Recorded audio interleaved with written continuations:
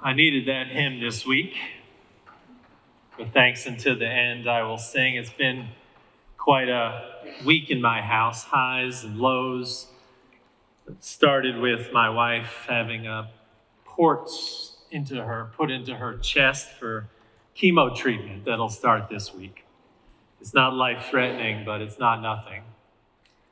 And then it continued the week with high school graduations and the highs of young people setting out into their new lives. It's an amazing thing to be in a room with 1,000 people who are just joyful about what's happening.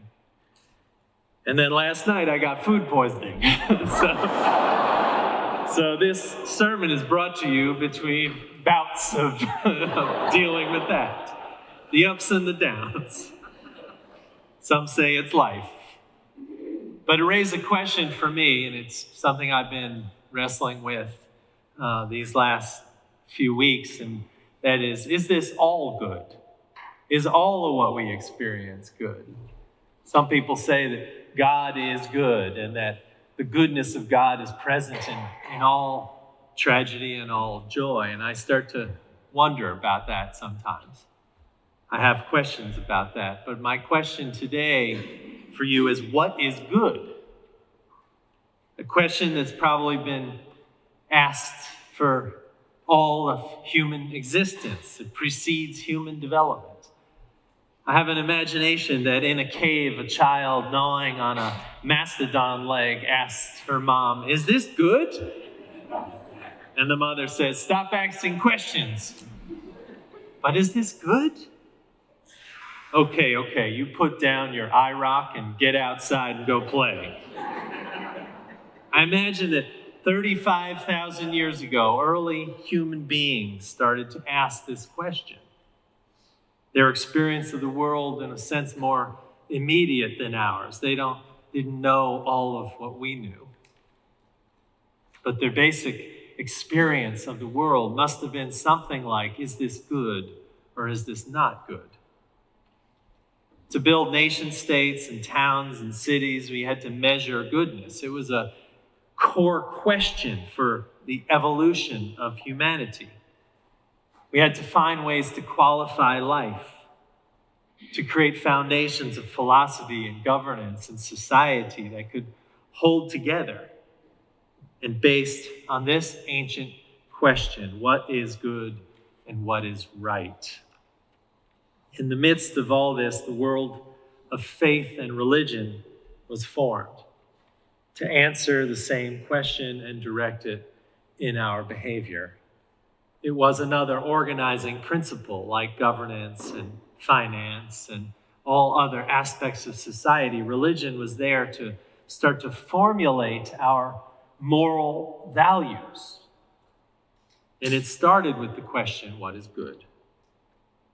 If we didn't know the answers, if we didn't have guidelines, we could not grow spiritually. This is where the Good Samaritan story came into my thoughts this week, because it's a behavioral guide. It says that in a world to be good, you have to do a few things. The story challenged the notion that goodness was making sacrifices in the temple. Sacrifices of doves and goats. That in the temple, that was enough. But this story said that your behavior mattered, that your mindset about other people mattered, and that religious life was worth having a living faith, not just something you did and got it over with. Interestingly, I heard a Buddhist monk tell this story once. He said a monk was walking down the road and came upon a man who had been beaten by thieves. He picked him up, he dressed his wounds, he fed him and gave him shelter, and he cared for him until he was well. Sound familiar? Which came first, we will never know. We do know that there were Buddhists in Jerusalem at the time that Christianity was developing. But the point is that the purpose is the same, whether it's Buddhism or Christianity or any other tradition. The story implies that there are good Samaritans and there are bad Samaritans. There are good monks and there are bad monks. The good is the one who sees someone in trouble and goes to his aid, sacrifices his own well-being, holds out another's purpose, even temporarily, over one's own, and seeks to care for others before his own comforts. The story in Buddhism or the story in Christianity is the same. To be religious, it says, to be good, do this. What is good asks us to define ourselves in the world. It's core to our morality. It's core to making decisions in our lives. I recently heard a philosopher who's trying to set a group up for reflection on this very question. And he said to the group, everyone in this room has a telephone in their pockets, right? Right?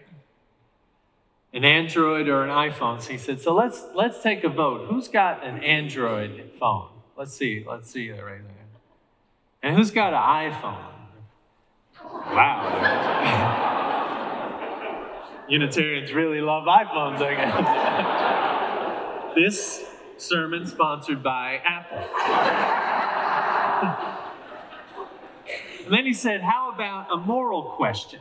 He said, should we be able to collect George's data and to keep us safe, even if to see if he's up to no good, or should we leave him alone and give him ultimate privacy? This is a moral question in our society that we're dealing with now. So let's vote on that question too. Should we keep George safe, and even if he's up to no good, and give him the ultimate privacy?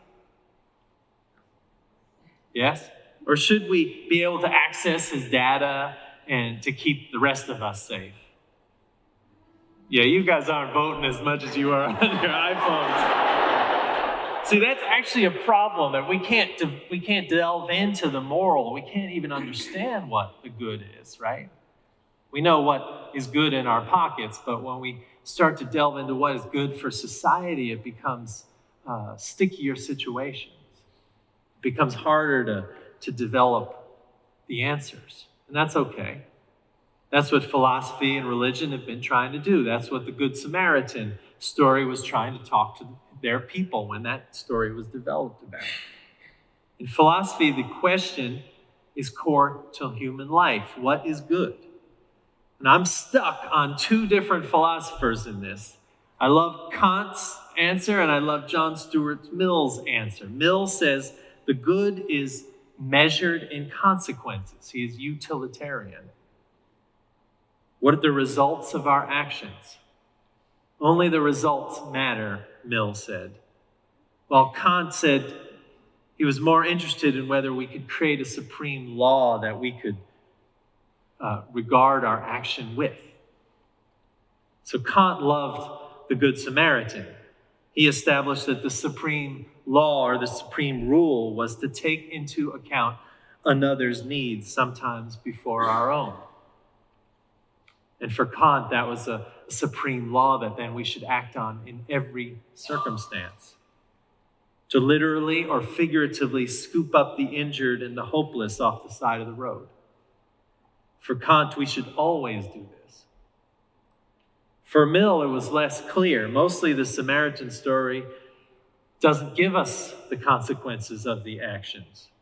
Does the man who was beaten heal and then go start a gang to kill thieves on that road? Or does he establish a foundation and care for the sick and build a hospital on the location of where he was attacked? The story doesn't conclude. So Mill doesn't really have an answer for us. And I've been leaning in favor of Mill's answer to these questions in the world. A utilitarian answer. And I don't know if that's just our society pushing me around, like it's a little easier. But many issues in our world need to look beyond the philosophy of what's happening in the question. Sometimes when I talk to someone about what the consequences of outlawing abortion are, or deregulating coal power plants, we get a little closer. We get a little more friendly about these things because we can actually imagine what the consequences of either decision are. But our faith is more Kantian, probably more than we want to admit. We Unitarian Universalists have established guiding rules for ourselves. We have done so through time, despite our pride in being people without rules. Early Unitarians answered the question, what is good, by saying that we know good when we act on our moral likeness to God. That meant that only when guided by our biggest understanding of God's love for humanity could we start to understand what is right and what is good. And they said that we were given free will to exercise this muscle, to test it and to understand it, that we were given the ability to fail and be redeemed without punishment. We were not sinners in the hands of an angry God. We were good at the core, empowered with the opportunity to fail and begin again, to walk past the man on the side of the road and realize that we can help. The supreme rules, the Kantian rule, guided our principle that God and humanity were good, and that we could act morally in the world. And we established a rule as people of free will that relates to this, that we had the responsibility to develop a deep and abiding authenticity. I have often thought that this was mistranslated in Unitarian Universalism as individuality. We love to be individual. But really, the call is deeper. It's within our faith. It's calling us to know what is good, that we only will know when we act from the most authentic, real place within us. This is why we have been so good over the last 50 years in opening our churches to our LGBTQ folks. We do so not as charity or service. We do so because the LGBT quest over the last 50 years was for authenticity. It was an embodied theology that had a home here. It's why we look at our Methodist neighbors today and wonder why they're having this fight again. It is good to be authentic, to be ourselves. That is the foundation of why we are at the parade today, why we are joining in the celebration of Stonewall, why we have had lesbian and gay marriages and ministers and even gay donuts for such a long time.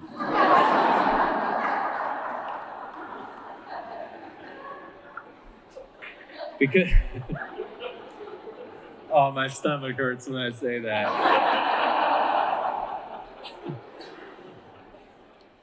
Because we know it is good to be oneself, unhindered by convention or coercion. Those are core, supreme rules within our faith that guide who we are. They're foundations of our understanding of what is good in the world. Now, I know what is good also is a freshly baked soft blueberry muffin, a perfect game in baseball, soft clean sheets in a seaside hotel with a nice breeze through the window, a hug from the right person at the right time, a raise, a toast, a celebration, a hole-in-one, golfers out there, we can talk, a smile from a stranger on a gloomy day, a good walk, the way your dog looks at you with admiration, even when you're not yourself. I could go on, right? What is good is at the core of who we are. It is often in the world and just requires that we notice it. I realized this standing in a cave in the French Pyrenees a couple summers ago. My family and I were in Europe during a horrendous heat wave. We decided we'd go up into the mountains to cool off, and we came through this tunnel in this mountainous region, and the temperature dropped 30 degrees, and we said, hallelujah. And we went to visit some of the caves which had been inhabited by early humans 35,000 years ago. Inside them, we saw those cave paintings of bison and deer.